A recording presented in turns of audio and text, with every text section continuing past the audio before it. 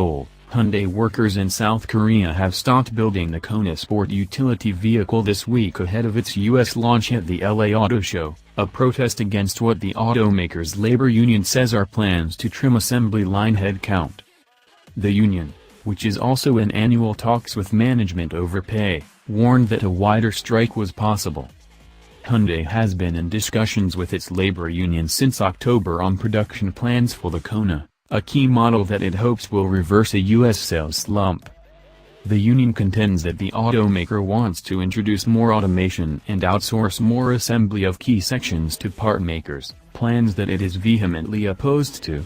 Hyundai management argues that the union is making irrelevant demands such as requests for extra windows in the factory as part of the production discussions. The automaker's decision to start production of the Kona on a new assembly line was made without consultation with the union and was unacceptable, union leader Ha Bu-young said in a statement, adding that a wider strike was possible should there be another provocation by management. The move comes ahead of a planned unveiling of the U.S. production version of the Kona at the Los Angeles Auto Show on Wednesday, with U.S. sales slated to begin early next year. The Kona is currently sold in South Korea, where it has proven to be a popular model, as well as Europe.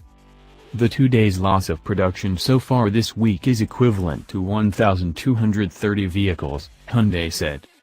Hyundai Motor President Yoon Kap-han said it was regrettable that the labor union was disrupting production for a high-demand model at a time when most of its plants were suffering from the worst sales slowdown. Hyundai Motors' global sales fell 6% from January to September compared with the same period a year earlier, as a limited number of SUV models hurt sales in the U.S. market and a diplomatic row between Seoul and Beijing hurt sales in China.